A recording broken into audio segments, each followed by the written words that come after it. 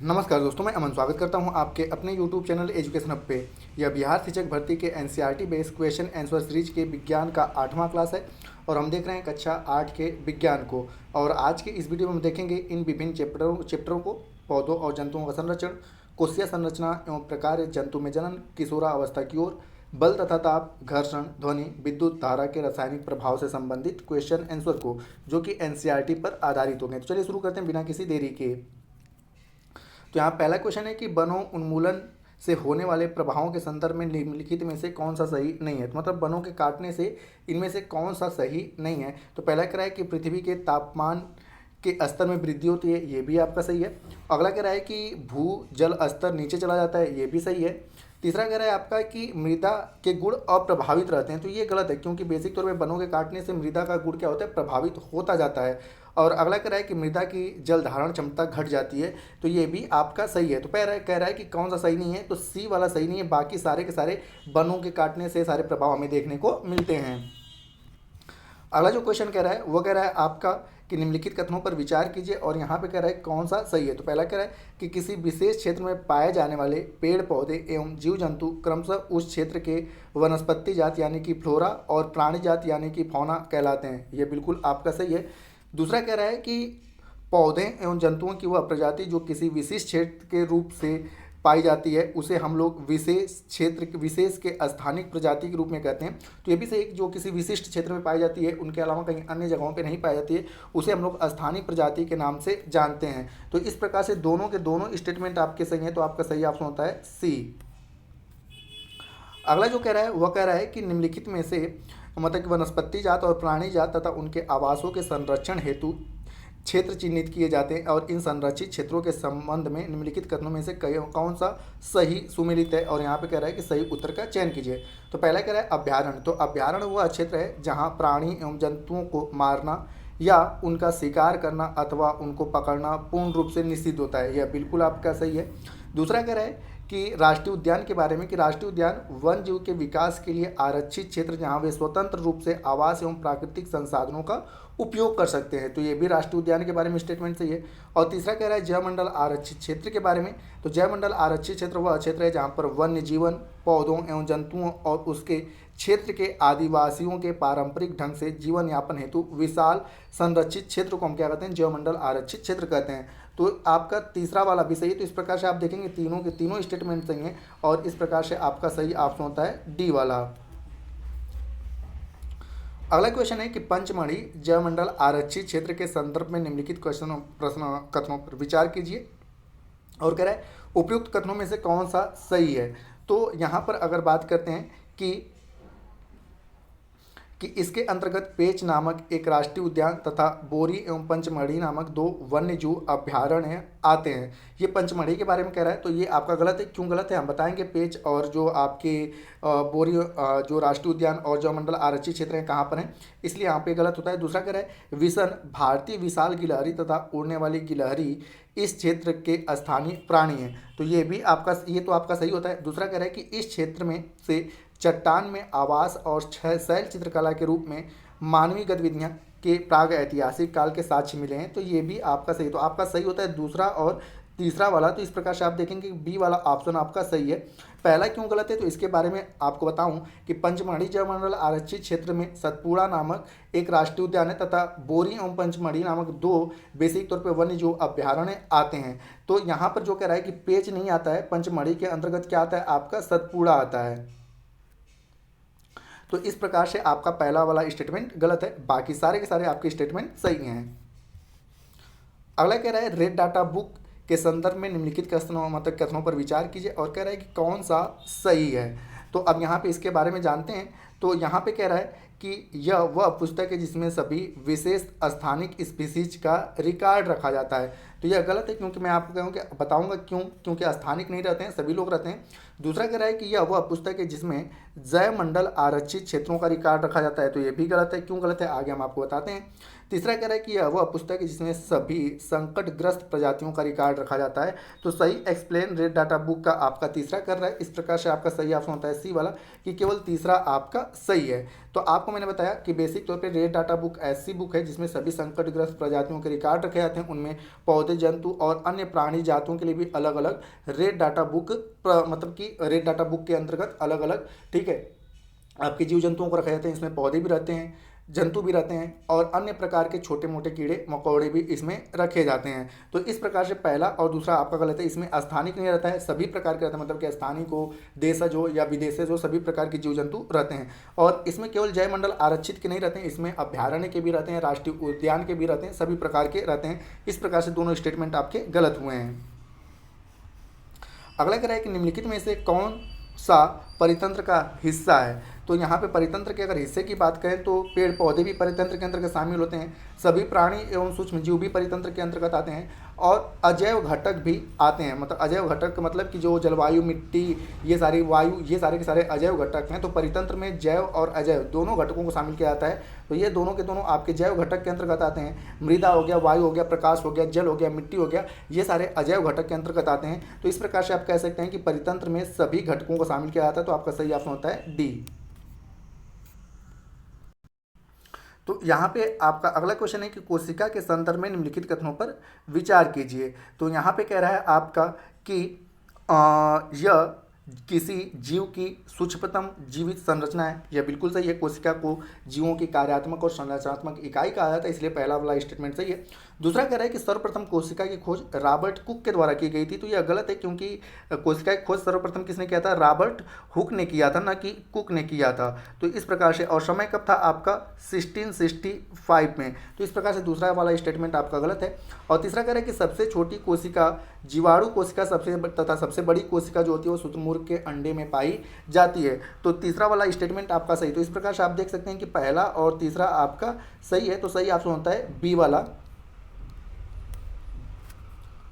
अगला जो क्वेश्चन है कि निम्नलिखित पर विचार कीजिए और कह रहा है कि उपयुक्त में से कौन सा एक कोशिकी है। तो एक कोशिकी की यहाँ पे बात किया है। तो एक कोशिकी में आपके कौन कौन आ जाते हैं आपके? तो यहाँ पर हम जानते हैं अमीबा जो है वह एक कोशिकी, हम लोग बचपन से पढ़ते आ रहे हैं। दूसरा कह रहा है पैरामीशियम भी आपका एक कोशिकी है। मुर्गी के अंडे की अगर बात करें तो मुर्गी का अंडा भी एक कोशिकी आता है। और श्वेत रक्तकणिका जिसको हम लोग WBC यानी कि वाइट ब्लड कैप्सूल्स कहते हैं, ये भी एक कोशिकी के अंतर्गत आते हैं। तो इस प्रकार से आप देख सकते हैं कि चारों के चारों जो दिए गए हैं वो सभी के सभी आपके एक कोशिकी हैं। तो आपका सही ऑप्शन होता है डी वाला। अगला क्वेश्चन कह रहा है कि कोशिका के मूल घटक कोशिका झिल्ली, कोशिका द्रव्य और केंद्रक हैं और इन घटकों के संदर्भ में निम्नलिखित कथनों पर विचार कीजिए। और यहाँ पर जो पहला कह रहा है और यहाँ पे कहा है कि सही कौन सा है, तो पहला कह रहा है कि कोशिका झिल्ली एक कोशिका को दूसरी कोशिका एवं घेरे हुए माध्यम से अलग करती है। तो यह बिल्कुल आपका सही है कि कोशिका झिल्ली होता है और एक कोशिका दूसरे कोशिका से कोशिका झिल्ली द्वारा अलग होते हैं। दूसरा कह रहा है कि कोशिका द्रव्य जो होता है कोशिका झिल्ली एवं केंद्रक के बीच में पाया जाता है। तो इसी के बीच में क्या होता है? केंद्रक लगभग यहाँ पे रहता है और इसी के बीच में कोशिका द्रव्य और कोशिका झिल्ली मतलब कि बेसिक तौर पर पाया जाता है। और यह जेली के जैसा दिखता है, ठीक है, जेली का मतलब कि चिपचिपा जैसा हमें दिखता है। और अगला कह रहा है आपका कि क्रोमोसोम अथवा गुणसूत्र केंद्रक में उपस्थित होता है। तो यह भी आपका सही है कि क्रोमोसोम या गुणसूत्र जो होता है वह कोशिका के केंद्रक में पाए जाते हैं। तो इस प्रकार से आप देख पाएंगे कि तीनों के तीनों स्टेटमेंट सही हैं और सही ऑप्शन होता है डी वाला। अगला क्वेश्चन जो कह रहा है कि प्रोकैरियोटिक कोशिका के संदर्भ में निम्नलिखित कथनों पर विचार कीजिए। और यहाँ पे कह रहा है कि कौन सा कथन सही है। तो यहाँ पर जानते हैं, पहला कह रहा है कि इसमें केंद्रक झिल्ली अनुपस्थित होता है, बिल्कुल सही है। प्रोकैरियोटिक मतलब कि प्रारंभिक कोशिका जो पूर्ण रूप से विकसित नहीं होता है उसे हम लोग प्रोकैरियोटिक कोशिका कहते हैं। तो इसमें केंद्रक झिल्ली अनुपस्थित होता है, जो कि बिल्कुल सही है। दूसरा कह रहा है कि विषाणु और नीले हरे शैवाल जो होते हैं वह प्रोकैरियोटिक कोशिका के उदाहरण है। तो यह गलत है। तो इस प्रकार से आपका सही ऑप्शन होता है कि केवल पहला वाला सही है, दूसरा गलत है। अब इसके बारे में बेसिक तौर पर जानते हैं कि जैसा कि मैंने बताया कि ऐसी कोशिका जिसमें सुसंगठित केंद्रक नहीं होता है अथवा केंद्रक झिल्ली अनुपस्थित होती है, ऐसी कोशिकाओं को हम लोग प्रायः प्रोकैरियोटिक कोशिका कहते हैं। और इसके विपरीत अगर बात करें कि जिसमें सुसंगठित केंद्रक पाया जाता है उसे हम लोग यूकैरियोटिक कोशिका कहते हैं। प्रोकैरियोटिक कोशिकाओं वाले जीवों को हम लोग प्रोकैरियोटिक जीव कहते हैं। और जीवाणु और नील हरे जो शैवाल हैं यह बेसिक तौर पर, ठीक है, बेसिक तौर पर आपका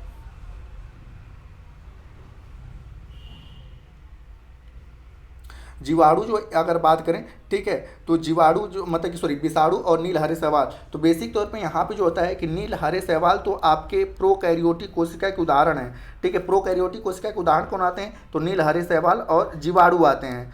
ठीक है, जबकि विषाणु जो है वह प्रोकैरियोटिक कोशिका का उदाहरण नहीं है। इस प्रकार से आपका दूसरा वाला स्टेटमेंट गलत हुआ है। ठीक है, तो अगर आपसे पूछे कि प्रोकैरियोटिक कोशिका में कौन कौन आते हैं, तो नील, हरे शैवाल और जीवाणु आते हैं, ना कि विषाणु आता है।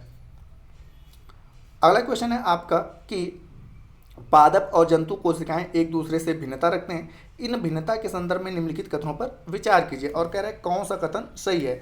तो पहला आपका कह रहा है कि जंतु कोशिका में पादप कोशिका के इतर कोशिका भित्ति नामक अतिरिक्त आवरण होता है। तो ये गलत है, क्योंकि बेसिक तौर पे जो कोशिका भित्ति पाया जाता है वो पादप कोशिकाओं में पाया जाता है, न कि जंतु कोशिकाओं में पाया जाता है, इसलिए पहला वाला स्टेटमेंट आपका गलत होता है। दूसरा कह रहा है कि प्लेसिड नामक रंगीन संरचनाएं केवल पादप कोशिकाओं में ही पाई जाती है, जो कि बिल्कुल आपका सही है। और तीसरा कह रहा है कि जंतु कोशिकाओं में अनेक छोटी छोटी रिक्तिकाएं होती हैं, जबकि पादप कोशिकाओं में एक बड़ी केंद्रीय रिक्तिका होती है। तो ये आपका सही होता है। तो इस प्रकार से आप देख सकते हैं कि दूसरा और तीसरा स्टेटमेंट सही है, पहला वाला गलत है। क्यों गलत है मैंने आपको बताया, क्योंकि कोशिका भित्ति जो होता है वह पादप कोशिकाओं में पाया जाता है, इसलिए पहला वाला स्टेटमेंट आपका गलत होता था। तो सही ऑप्शन होता है सी वाला, कि दूसरा और तीसरा तो सही है, लेकिन पहला वाला गलत है। अगला जो क्वेश्चन कह रहा है कि संदेश स्थानांतरण का कार्य निम्नलिखित में से कौन सी कोशिकाएं करती हैं।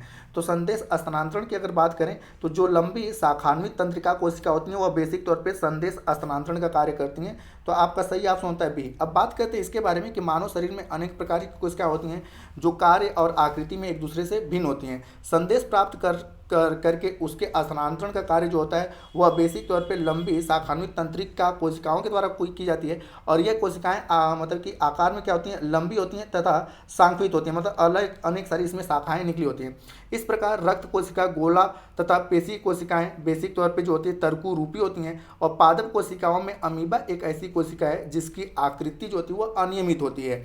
तो अमीबा की बदलती हुई आकृति जो होता है पदार्थ बनने के कारण होती है, जो कि उसे गति प्राप्त करने तथा भोजन ग्रहण करने में सहायता प्रदान करती है। हालांकि यहाँ पे संदेश स्थानांतरण कोशिका के बारे में कहा गया है, तो जो लंबी और शाखान्वित तंत्रिका कोशिका होती है वही क्या करती है, एक दूसरे से संदेशों क्या करती है, स्थानांतरित करती है।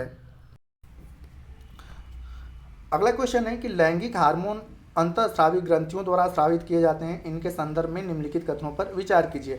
और कह रहा है कौन सा कथन सही है। तो पहला कह रहा है कि एस्ट्रोजन तथा टेस्टोस्टेरोन लैंगिक हार्मोन है, यह मानव शरीर के गौण लैंगिक लक्षणों के लिए उत्तरदायी हैं, जो कि बिल्कुल आपका सही है। अगला कह रहा है कि आपका एस्ट्रोजन जो नर हार्मोन है, जबकि टेस्टोस्टेरोन जो है वह मादा हार्मोन है। तो यह गलत है, क्योंकि जो एस्ट्रोजन है वह मादा हार्मोन है और टेस्टोस्टेरोन जो है वह नर हार्मोन होता है, इसलिए दूसरा वाला स्टेटमेंट गलत होता है। तीसरा कह रहा है कि इन हार्मोनों के उत्पाद का नियंत्रण एक अन्य हार्मोन द्वारा किया जाता है, जो पीयूष ग्रंथि अथवा पिट्यूटरी ग्रंथि द्वारा स्रावित किया जाता है। तो ये आपका सही है। तो दूसरा वाला आपका गलत है। क्यों गलत है मैंने आपको बताया। तो इस प्रकार से आपका सही ऑप्शन होता है सी वाला। अगला है आपका कि सूची 1 को सूची 2 से सुमेलित करना है। तो यहाँ पे ग्रंथि दिया है और उनके द्वारा स्रावित हार्मोन दिया हुआ है। तो यहाँ पे सबसे पहले थायराइड ग्रंथि के बारे में दिया गया है। तो थायराइड ग्रंथि जो होता है वह थायरॉक्सिन नामक हार्मोन का उत्पादन करती है। दूसरा दिया है आपका अग्नाशय। तो अग्नाशय की अगर बात करें तो अग्नाशय जो होता है वह इंसुलिन नामक हार्मोन का स्राव करता है। और तीसरा दिया है अधिवृक्क। तो अधिवृक्क जो होता है वह एड्रीनेलिन नामक हार्मोन का स्राव करता है। ठीक है, तो यहाँ पर यहाँ पे ये भी होगा और यहाँ पर आपका सी होगा। और पीयूष ग्रंथि की अगर बात करें तो बेसिक तौर पे वृद्धि ग्रंथि से संबंधित जो चीज़ वृद्धि हार्मोन होता है वह पीयूष ग्रंथि उसका बेसिक तौर पे स्राव करती है। यहाँ पे मैचअप में थोड़ा सा डिफरेंट हो रहा है, तो मैं आपको फिर से बताने की कोशिश कर रहा हूँ कि अगर हम बात करते हैं थायराइड ग्रंथि की, तो जो थायराइड ग्रंथि होता है वह थायरॉक्सिन नामक हार्मोन का स्राव करती है। ये तो बिल्कुल आपका सही है। अगला है आपका कि अग्नाशय। अग्नाशय की अगर बात करें तो यह इंसुलिन नामक हार्मोन का स्राव करती है। ठीक है, और अधिवृक्क की अगर हम बात करें तो अधिवृक्क जो होता है, ठीक है, वह आपका एड्रीनेलिन नामक हार्मोन का स्राव करता है। तो ये आपका क्या हो जाएगा, सी हो जाएगा। ठीक है, और पीयूष ग्रंथि की अगर बात करें तो पीयूष ग्रंथि जो होता है वह आपके वृद्धि हार्मोन का स्राव करता है। तो यहाँ पे क्या हो जाएगा कि ए का जो हो गया आपका 2 हो गया, ठीक है, बी का जो हो गया वह 3 हो गया, सी का जो हो गया वह 4 हो गया और डी का जो हो गया वह 1 हो गया। तो ये आपका सही मैच आ पाता है। अगला है आपका कि इस क्वेश्चन को हमने पहले ऑलरेडी करा रखा है, ठीक है। तो इसको हम छोड़ के अगले क्वेश्चन पर पढ़ते हैं। तो अगला जो क्वेश्चन है वो कह रहा है आपका कि मानव शरीर में पोषक तत्वों के संदर्भ में निम्नलिखित कथनों पर विचार कीजिए। तो पहला, और यहाँ पे कह रहा है कि कौन सा सही है। तो पहला कह रहा है कि दूध अपने आप में संतुलित भोजन है, जो कि आपका बिल्कुल सही है कि दूध को संपूर्ण आहार कहा जाता है। दूसरा कह रहा है आपसे कि लौह प्रचुर खाद्य रुधिर में, मतलब कि लौह प्रचुर जो खाद्य पदार्थ जिसमें लौह बहुत अधिक मात्रा में पाया जाता है वह रुधिर निर्माण में बेसिक तौर पर सहायक होते हैं। तो ये भी आपका सही है, क्योंकि हमें जब बेसिक तौर पे शरीर में आयरन की कमी होती है तो हमें लौह युक्त यानी कि हरे पत्तेदार सब्जियों खाने का सलाह दिया जाता है। तीसरा कह रहा है कि वसा शरीर की वृद्धि के लिए तथा प्रोटीन ऊर्जा के लिए आवश्यक होता है। तो यह बिल्कुल आपका गलत है, क्योंकि बेसिक तौर पे वसा जो होता है ऊर्जा के लिए होता है और प्रोटीन जो होता है वह वृद्धि के लिए होता है। तो इस प्रकार से थर्ड वाला स्टेटमेंट आपका गलत है। तो आपका सही ऑप्शन होता है बी वाला, कि पहला और दूसरा सही है लेकिन तीसरा वाला गलत है। अगला क्वेश्चन है इन विट्रो निषेचन के संदर्भ में निम्नलिखित कथनों पर विचार कीजिए, और कह रहा है कौन सा सही है। तो पहला कह रहा है कि इस तकनीकी से निषेचन होने पर युग्मनज को लगभग 1 सप्ताह तक विकसित करने के बाद माता के गर्भाशय में स्थापित किया जाता है, जो कि बिल्कुल आपका सही है। दूसरा कह रहा है कि इस तकनीकी द्वारा जन्मे शिशु को परखनली शिशु कहते हैं, क्योंकि शिशु का विकास परखनली में होता है। तो यह गलत है, क्योंकि इसमें बेसिक तौर पे हम आपको बताते हैं कि शरीर के बाहर, मतलब कि अगर इसके बारे में अगर हम बात करें तो शरीर से बाहर कृत्रिम निषेचन जो होता है इन विट्रो निषेचन कहलाता है। यदि निषेचन के लिए शुक्राणु अंडावाहिनी मतलब कि अंडावाहिनी अवरुद्ध होने के कारण अंडाणु तक नहीं पहुंचते हैं, तो ऐसे चिकित्सक जो होते हैं ताज़ा अंडाणु या शुक्राणु एकत्र करके उचित माध्यम से कुछ घंटों के लिए एक साथ रखे जाते हैं, जिसको हम लोग इन विट्रो फर्टिलाइजेशन यानी कि IVF कहते हैं। अब बात करते हैं कि अगर निषेचन हो जाता है तो युग्मनज लगभग 1 सप्ताह के अंदर विकसित हो जाता है, जिसके पश्चात उसे माता के गर्भाशय में स्थापित किया जाता है। माता के गर्भाशय में पूर्ण विकसित होने के बाद शुक्राणु का जो जन्म होता है सामान्य शिशु की तरह होता है, और इस तकनीकी द्वारा जन्मे शिशु को परखनली शिशु कहते हैं। बेसिक तौर पर अगर यहाँ की अगर हम बात करें तो यह एक मिथ्या का नाम है, क्योंकि शिशु का विकास परखनली में नहीं होता है। तो बेसिक तौर पे इसीलिए आपका यह गलत है, क्योंकि बेसिक तौर पे यहाँ पे जो होता है कि आपका जो शिशु का जो जन्म हो रहा है उसका पूरा विकास माता के गर्भाशय में होता है, लेकिन मिथ्या के तौर पे ऐसे लोगों को हम लोग परखनली शिशु के नाम से जानते हैं। तो इस प्रकार से यह एक मिथ्या है, और इसीलिए केवल आपका सही ऑप्शन होता है ए वाला, कि पहले दूसरा वाला स्टेटमेंट इसलिए क्योंकि गलत है, क्योंकि इसको परखनली में विकसित नहीं किया जाता है। इसको विकसित कहाँ पर किया जाता है? माता के गर्भाशय में किया जाता है, लेकिन मिथ्या के तौर पर ऐसी चीज़ें चलती रहती हैं कि परखनली शिशु का नाम दे दिया जाता है। अगला क्वेश्चन है कि जनन का पहला चरण निषेचन कहलाता है। जंतुओं में निषेचन के संदर्भ में निम्नलिखित कथनों पर विचार कीजिए, और कह रहे हैं यहाँ पे कि कौन सा सही है। तो पहला कह रहे हैं शुक्राणु और अंडाणु का संलयन ही निषेचन कहलाता है, जो कि बिल्कुल आपका सही है। अगला कह रहा है कि सभी अंड प्रजनन जंतुओं में निषेचन मादा के शरीर के बाहर होता है। तो ये आपका गलत है। क्यों गलत है आगे हम देखेंगे। तो इस प्रकार से आपको तो सबसे पहले सही ऑप्शन होता है ए वाला, कि केवल पहला सही है। दूसरा क्यों गलत है तो हम जानते हैं कि शुक्राणु और अंडाणु दोनों एकल कोशिकाओं के उदाहरण है, और इनका संलयन बेसिक तौर पर निषेचन कहलाता है, जिसके परिणाम स्वरूप युग्मनज का निर्माण होता है। युग्मनज लगातार विभाजित होकर कोशिकाओं के गोलों में बदलता है, और तत्पश्चात कोशिकाएं समूहित होकर विभिन्न ऊतकों और अंगों का निर्माण करती हैं। यह विकसित संरचना भ्रूण कहलाती है बेसिक तौर पे, और भ्रूण गर्भाशय की दीवारों में रोपित होकर विकसित होता है, और इसका विकास काल भ्रूण की अवस्था वह अवस्था होती है जिसमें शरीर के सभी अंगों की पहचान हो सके, ठीक है, गर्भ कहलाता है। तो यहाँ पे आप देख सकते हैं कि जो भी चीज़ें हो रही हैं वह शरीर के अंदर हो रहा है, ना कि शरीर के बाहर। तो इस प्रकार से आपका दूसरा वाला स्टेटमेंट क्या होता है? गलत होता है। अगला क्वेश्चन है यहाँ पे कि जीव के जन्म और विकास के संदर्भ में निम्नलिखित युग्मों पर विचार कीजिए, और कह रहा है कि कौन सा युग्म सही सुमेलित है। तो पहला कह रहा है कि मुकुलन, तो कह रहा है कि अमीबा का जनन प्रक्रिया मुकुलन कहलाता है। यह गलत है। क्यों गलत है हम आगे आपको बताते हैं। दूसरा कह रहा है द्विखंडन, तो हाइड्रा का जनन प्रक्रिया द्विखंडन कहलाता है। यह भी आपका गलत है। और तीसरा कह रहा है कायांतरण यानी कि मेटामॉर्फोसिस, तो इसके बारे में कह रहा है कि लार्वा का कुछ उग्र परिवर्तन द्वारा वयस्क जंतु में बदलना क्या कहलाता है? कायांतरण कहलाता है। तो ये आपका सही है। तो सही केवल आपका तीसरा वाला है, तो आपका सही ऑप्शन होता है सी। पहला और दूसरा क्यों गलत है? तो बेसिक तौर पे हम अगर बात करें तो पौधों की तरह ही जंतुओं में भी जनन की दो विधियां हैं। एक है आपका लैंगिक जनन और दूसरा है अलैंगिक जनन। जनन की वह प्रक्रिया जिसमें केवल एक ही जीव भाग लेता है अलैंगिक जनन कहलाता है। मुकुलन और जो द्विखंडन है वह अलैंगिक जनन की विधियां हैं। तो इसको तो आपको समझ में आया कि मुकुलन और द्विखंडन जो है वह अलैंगिक जनन की विधियां हैं। और इसमें कहा गया कि अलैंगिक जनन किसे कहता है, जिसमें केवल एक ही मतलब कि एक ही वर्ग भाग लेता है, उसे हम लोग बेसिक तौर पे अलैंगिक जनन कहते हैं। हाइड्रा में नए जीव का विकास मुकुलन की प्रक्रिया से होता है, ठीक है। तो यहाँ पे अगर हाइड्रा की बात करें तो मुकुलन द्वारा होता है, और अमीबा की अगर बात करें तो अमीबा का जो होता है वह द्विखंडन के द्वारा होता है। तो इस प्रकार से पहला और दूसरा सही सुमेलित नहीं है। अगला आपका कि क्लोनिंग के संदर्भ में निम्नलिखित कथनों पर विचार कीजिए, और कह रहा है कि कौन सा कथन सही है।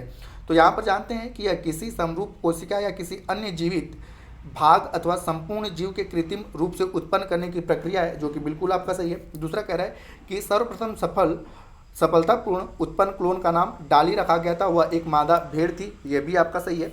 और तीसरा कह रहा है कि डॉली एक फिट डॉर्सेट भेड़ की क्लोन थी, तो ये भी आपका सही है। तो आपका सही ऑप्शन होता है डी वाला कि तीनों के तीनों स्टेटमेंट आपके सही हैं।